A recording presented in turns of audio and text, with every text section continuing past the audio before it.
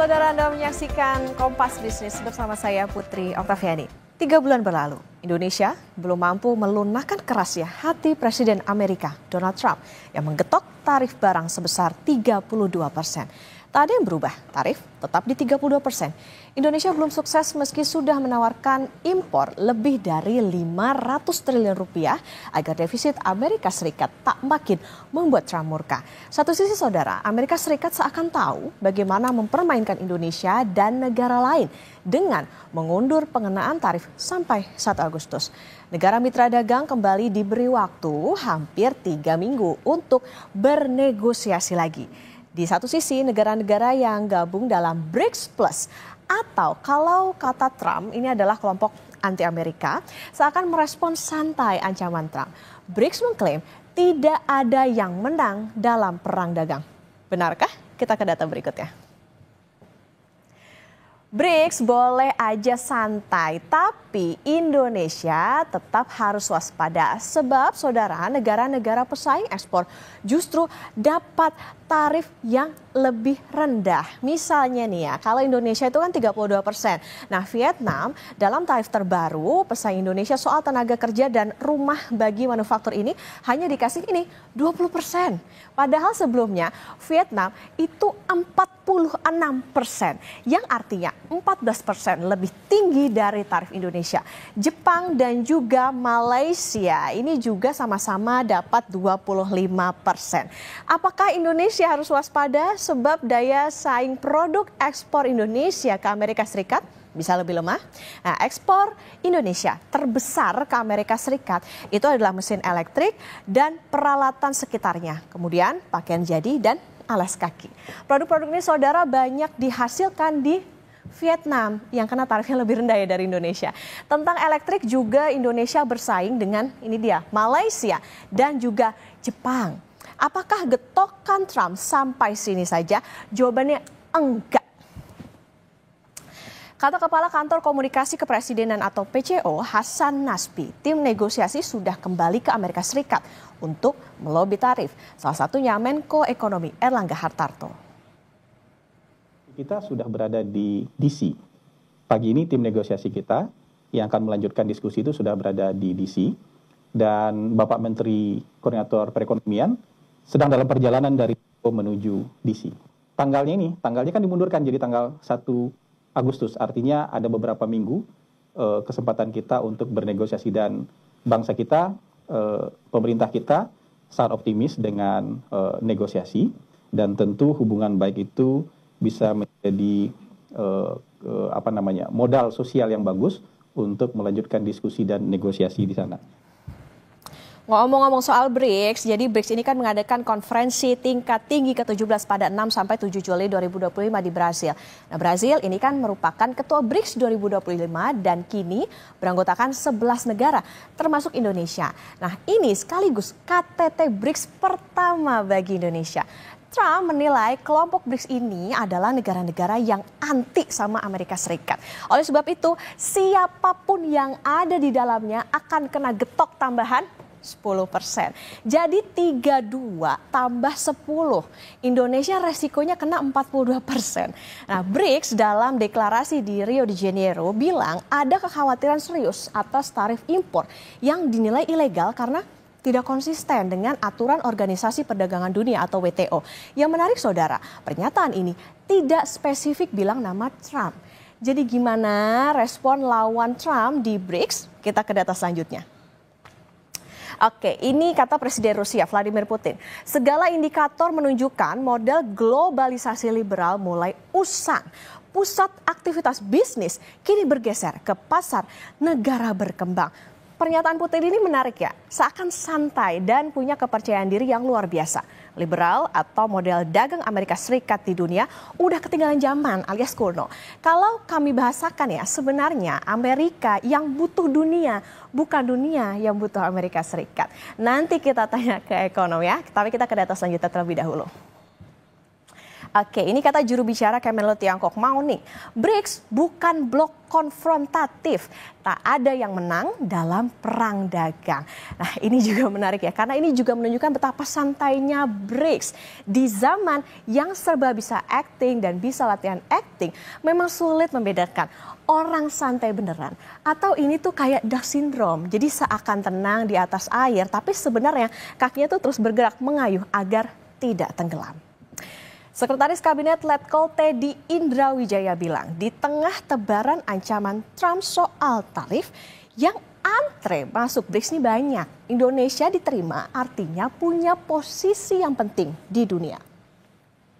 Awalnya BRICS 5 negara, kemudian berkembang sehingga Indonesia menjadi anggota resmi ke-10 dari 11, jadi 1 Arab Saudi belum resmi. Dan ini banyak sekali yang antri untuk masuk BRICS, dan ya ini menunjukkan bahwa Indonesia semakin didengar, semakin diperhatikan, semakin dipandang, dan semakin dibutuhkan di dunia global. Oke, tapi nampaknya Indonesia belum mampu melunakkan tarif dari Presiden Amerika Serikat Donald Trump meski sudah menawarkan impor lebih dari 500 triliun rupiah. Jika tidak ada negosiasi lanjutan, Indonesia akan kena getok tarif 32% pada 1 Agustus plus 10% karena tergabung dalam BRICS tadi. Nah, Kompas Bisnis Saudara akan mengulas bersama dengan Kepala Ekonom BCA, David Semual, tapi usai jeda.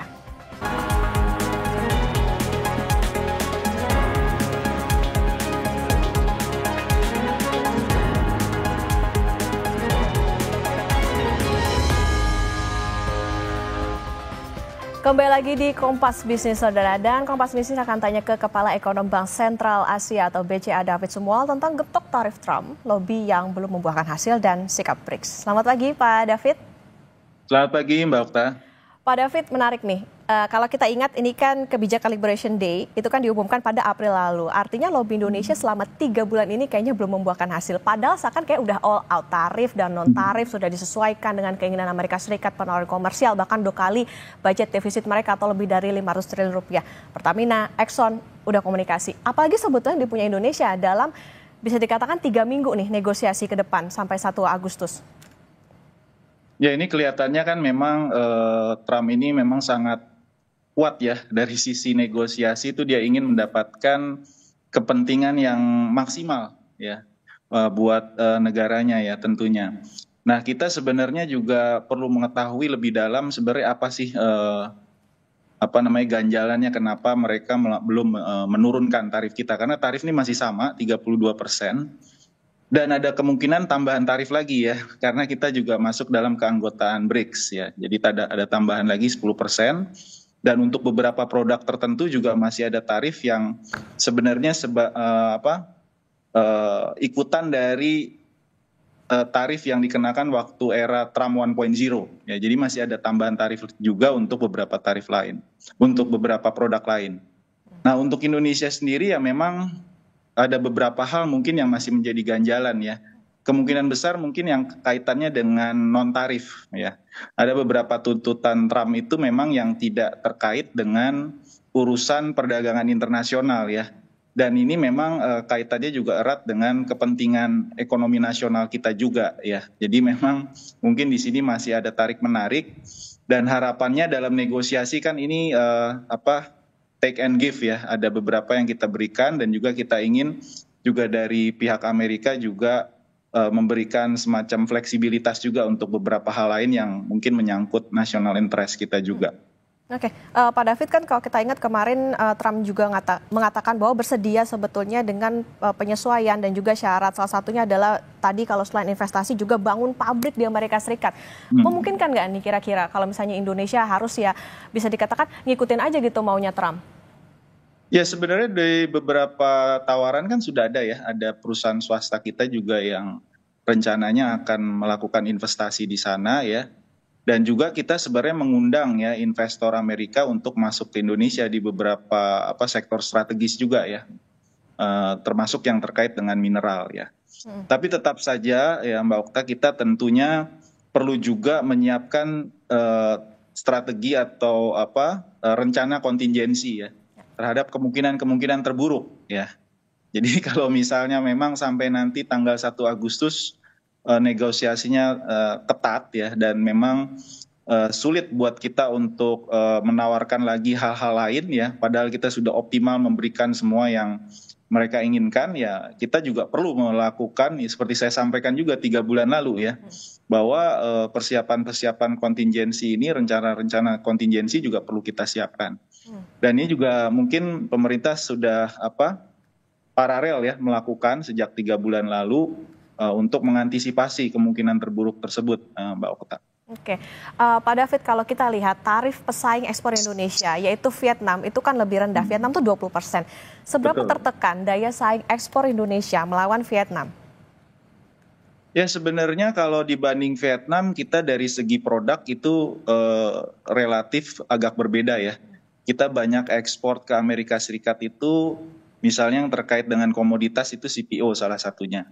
Lalu juga produk-produk yang terkait dengan, ini sayangnya yang terkait dengan labor intensif nih Mbak Okta. Jadi seperti pakaian, lalu juga alas kaki, furniture. Nah ini lebih labor intensif, dan tentu kita akan terganggu ya kalau misalnya sampai ada hambatan tarif, karena pesaing-pesaing kita juga relatif ada yang lebih rendah juga untuk tarif yang produk-produknya saya sebutkan tadi. Dan ini tentu akan mengganggu ya daya beli masyarakat ya, konsumsi bisa terganggu juga, dan ini tentu akan mempengaruhi pertumbuhan kita ya. Jadi kalau untuk Vietnam memang produknya agak sedikit berbeda, tapi untuk negara-negara lain yang mungkin saja tarifnya bisa saja masih dalam proses negosiasi tentunya ya, bisa saja lebih rendah. Nah ini tentu bisa mengganggu kita. Misalnya dengan Malaysia kita kan tentu bersaing untuk produk-produk CPO. Untuk pakaian kita bersaing dengan negara-negara Asia Selatan dan Amerika Latin tentunya ya. Begitu juga dengan alas kaki ya, dan furniture juga. Oke. Jadi memang kita harus antisipasi Mbak Okta. Oke, katakanlah tadi misalnya komoditasnya berbeda gitu, tapi Pak kalau misalnya kita tadi kan juga ada industri yang padat ya, misalnya kayak sepatu, alas kaki, pakaian dan lain sebagainya. Ini mungkin nggak sih Amerika Serikat nih kayaknya jadi beralih ke negara lain, seberapa berbahaya ini tentunya untuk Indonesia? Ya ini ada kemungkinan tersebut ya. Jadi kita juga sebenarnya kan ada dulu GSP ya, kita diberikan preference. Nah sekarang kan sudah tidak lagi. Nah sedangkan beberapa negara lain masih ada keuntungan GSP tersebut ya, General System Preference. Jadi mereka ada semacam subsidi lah untuk masuk ke pasar Amerika Serikat. Nah tentunya kalau ada tambahan tarif lagi dan juga ditambah lagi dengan 10% tadi karena kita menjadi keanggotaan BRICS, dan tarif-tarif yang menjadi masih berlangsung ya sejak Trump 1.0, ini tentu sangat membebani ya sektor-sektor yang saya sebut tadi ya. Nah itu kenapa saya mengatakan kembali ya, kita juga harus perkuat pasar alternatif ya, diversifikasi, dan juga pasar domestik kita. Kita juga pasar domestik sebenarnya sangat besar, dan kita lihat juga terakhir ini juga karena sulit masuk ke negara Barat dan Amerika, ini juga banyak negara lain produk-produknya masuk ke Indonesia ya. Termasuk dari Vietnam tadi yang disebut Mbak Okta ya. Oke. Nah itu juga masuk ke dalam negeri. Nah ini juga kita perlu ada strategi juga untuk memperkuat kapasitas maupun juga kemampuan domestik kita ya. Tentu dengan percepatan deregulasi dan seterusnya Mbak Okta. Oke, Pak David, tapi bukankah defisit Amerika ini sebenarnya membuat Indonesia di atas angin? Haruskah Indonesia semakin memohon-mohon ke Trump dalam waktu bisa dikatakan 3 minggu ini? Ya sebenarnya kita punya banyak bargaining position. Dari sisi neraca jasa sebenarnya kita juga impor cukup besar ya ke Amerika Serikat ya. Kita ketergantungannya cukup besar. Nah ini juga bisa menjadi daya tawar tentunya ya, karena kita defisit cukup besar di sisi neraca jasa ya. Dan saya pikir juga ya kita dari sisi lain juga kan terus mengundang sebenarnya investor Amerika juga untuk masuk ke dalam negeri ya, di berbagai sektor. Nah dalam waktu yang singkat ini memang kita harus mengidentifikasi sebenarnya apa sih yang diinginkan dari Amerika ini, poin apa, dan sampai di mana kita jangan juga sampai nantinya mengganggu juga national interest, itu juga jangan sampai terjadi ya. Jadi ya kita harus ada titik poin di mana juga jangan sampai semuanya juga dikasih ke mereka juga. Kalau bisa itu terjadi ya artinya juga nanti malah relatif lebih buruk ya dampak ekonominya ke Indonesia, Mbak Okta. Betul, itu juga perlu diperhatikan bahwa tidak hanya kita lagi-lagi memohon kepada Amerika Serikat, tapi harus perkuat tadi sempat dikatakan Pak David juga soal penguatan di domestik. Pak David, menarik Presiden Rusia Vladimir Putin bilang model dagang liberal itu udah usang dan beralih ke negara berkembang. Benarkah demikian? Dan kalau kita bicara soal BRICS, ini sebetulnya yang punya power jadinya tuh Trump atau BRICS sih Pak sebetulnya? Ya sebenarnya keinginan Amerika Serikat ini kan menjauhkan negara-negara dari negara core BRICS ini ya. Kita lihat di sini masuk di situ China, Rusia, Brazil juga, termasuk juga Indonesia kan negara besar di situ di dalam skema BRICS ya. Dan saya pikir ke depan ini justru sumber pertumbuhan global itu datangnya bukan dari negara Barat ya, karena negara Barat itu pertumbuhannya sudah terbatas ya. Apalagi yang mau dibangun di sana. Nah, sumber pertumbuhan itu sebenarnya ada di selatan ya. Jadi di negara-negara selatan itu sumber pertumbuhannya besar dan memang suara dari negara-negara selatan ini kelihatannya memang dalam fora-fora internasional kurang kuat gitu ya. Maksudnya tidak berperan lah ya. Padahal tatanan global ini kan sudah banyak berubah sebenarnya dalam 70 tahun terakhir ya sejak Perang Dunia ya. Jadi sebenarnya kalau kita lihat ya perlu diperhatikan juga suara-suara dari negara selatan dan juga di saat yang sama kerjasama ekonomi, perdagangan, investasi ini juga bisa diperkuat ya lewat fora-fora internasional termasuk BRICS. Dan kita sebenarnya tidak menutup kemungkinan juga kalau kita lihat kan kita juga politik kita bebas aktif ya. Jadi kita ikut juga dalam OECD ya. Jadi siapapun yang ingin berinvestasi dan berdagang dengan Indonesia itu sebenarnya terbuka luas gitu ya. Jadi kita tidak ingin masuk ke dalam salah satu orbit gitu ya. Kita berteman dengan semuanya begitu. Tapi di dalam kondisi sekarang memang kelihatannya Trump banyak melakukan manuver-manuver untuk menekan ya negara-negara. Di satu titik dia ingin supaya negara-negara tersebut memilih apakah mau ikut orbit Amerika atau sebaliknya semacam itu Mbak Okta ya. Oke, tadi kalau misalnya dikatakan politik Indonesia itu bebas aktif, non-blok bahkan untuk ke perdagangan, tapi karena kita sudah menjadi anggota BRICS dan tadi ada ancaman tambahan 10%, artinya sikap seperti apa sih Pak yang harus ditunjukkan Indonesia? Karena tadi jangan sampai kita gabung ke BRICS tapi jadi buah si malakama nih buat Indonesia. Ya itu makanya tadi saya sampaikan perlu ada semacam rencana kontingensi ya. Kita sudah memutuskan untuk masuk ke dalam BRICS. Tentunya susah untuk kita untuk menarik diri ya. Kita sudah masuk dalam keanggotaan BRICS dan masih banyak negara lain sebenarnya yang tergabung ke sana. Dan dari sisi size ekonomi ini juga luar biasa sebenarnya BRICS ini. Kalau kita tinggalkan juga kita kehilangan kesempatan ya.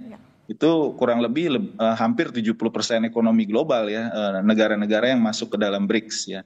Dari sisi populasi, dari sisi market juga besar. Jadi memang si malakama seperti dikatakan Mbak Okta tadi ya.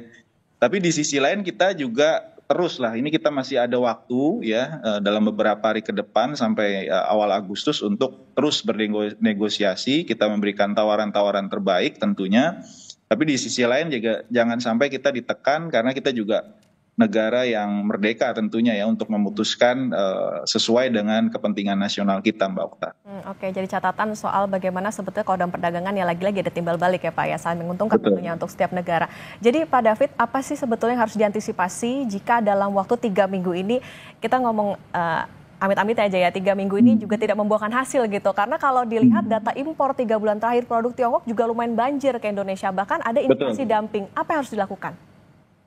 Ya tadi kita harus lakukan percepatan deregulasi, kapasitas domestik diperkuat ya. Kita ada program-program nasional yang memang bisa mendorong pertumbuhan. Tapi di saat yang sama juga kita harus perkuat kapasitas dalam negeri. Karena kalau kita dorong program nasional tersebut tapi kapasitas dalam negerinya tidak cukup, tentunya kita akan mendorong import lebih besar lagi. Ya, itu yang kita khawatirkan.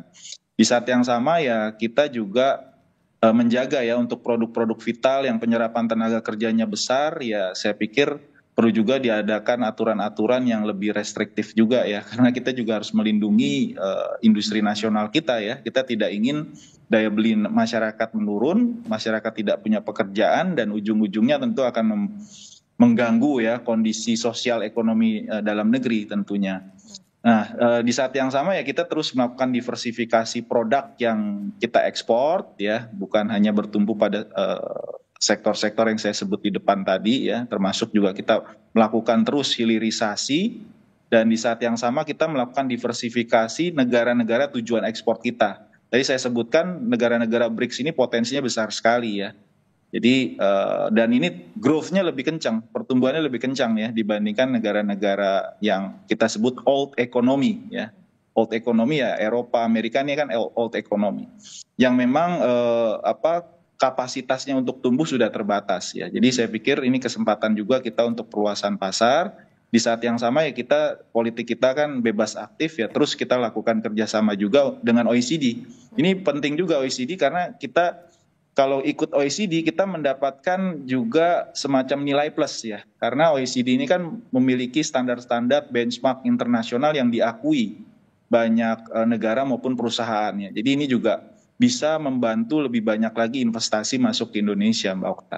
Oke, ini kayaknya kekuatan BRICS ini juga perlu diperhitungkan begitu oleh Presiden Amerika Donald Trump. Karena tadi kalau kita mengingat bahwa Indonesia menjadi anggota BRICS, jangan sampai jadi buah si malakama balik lagi. Tapi pemerintah juga selain negosiasi harus juga tentu memperhatikan bagaimana kondisi dalam negeri, diversifikasi pasar, perkuat domestik, program dukung pertumbuhan, juga memperhatikan kapasitas dalam negeri dan juga jaga produk supaya terutama yang serapan tenaga kerjanya besar ini juga bisa berdampak tidak hanya untuk memikirkan ekspor saja tapi juga berkembang di dalam negeri. Terima kasih Kepala Ekonom Bank Sentral Asia atau BCA Pak David Sumual sudah bersama di Kompas Bisnis. Sehat selalu Pak David.